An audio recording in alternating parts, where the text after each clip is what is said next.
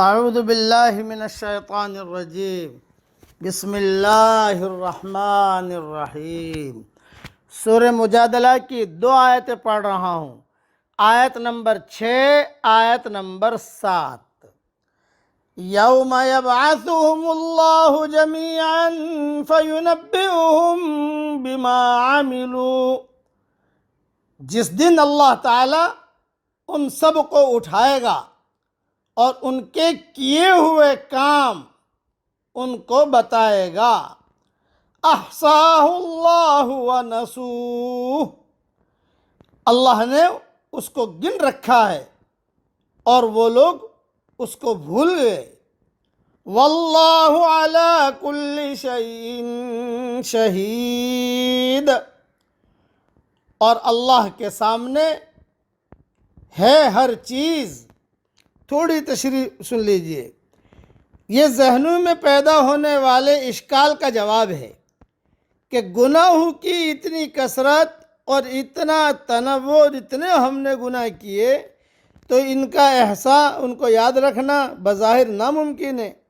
اللہ تعالیٰ نے فرمایا تمہارے لیے یقیناً ناممکن ہے کہ تم نے جتنے گناہ کیے ہیں انسانوں، پل پل گناہ کیے، تمہارے لیے یقیناً ناممکن ہے، بلکہ تمہیں تو خود اپنے کیے ہوئے سارے کام بھی یاد نہیں ہوں گے کہ تم نے تنہائی میں کیا گناہ کیے ہیں، زبان سے کیا نکالا ہے، کسی کا کتنا مال دبایا ہے، کہاں ہیرا پھیری کی ہے، کہاں کس کو تکلیف دی ہے، تم تو کر کے بھول گئے۔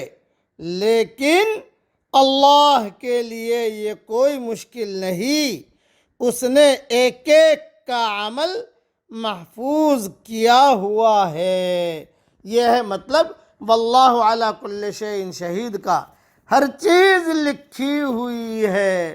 آگے مزید تاکید میں فرماتے ہیں الم تر ان اللہ یعلم ما فی السماوات وما فی الارض، کیا آپ نے نہیں دیکھا کہ اللہ جانتا ہے جو کچھ آسمانوں میں ہے اور جو کچھ زمین میں ہے۔ ما یکون من نجوا ثلاثۃ الا هو رابعهم، کوئی سرگوشی 3 آدمیوں کی نہیں ہوتی جس میں چوتھا اللہ نہ ہو۔ ولا خمسۃ الا هو سادسهم، اور نہ 5 کی ہوتی ہے جس میں چھٹا وہ نہ ہو۔ ولا ادنى من ذلك ولا اکثر الا هو معهم اينما كانوا، اور نہ اس سے کم کی یا زیادہ کی مگر وہ ان کے ساتھ ہوتا ہے جہاں بھی وہ ہوں۔ ثم ينبئهم بما عملوا يوم القيامة، پھر وہ ان کو ان کے کیے سے آگاہ کرے گا قیامت کے دن۔ ان اللہ بکل شیء علیم، بے شک اللہ ہر بات کا علم رکھنے والا ہے۔ تھوڑی سی تشریح اس کی بھی سن لیجئے۔ خلوت میں ہو یا جلوت میں ہو، شہروں میں ہو یا جنگل صحراؤں میں ہو، آبادیوں میں ہو یا بے آبادیوں میں ہو، پہاڑوں میں ہو، بیابانوں میں ہو، سمندروں میں ہو، فضاؤں میں ہو، جہاں بھی وہ ہو، اللہ تعالیٰ سے نہیں چھپ سکتے، چھپے نہیں رہ سکتے۔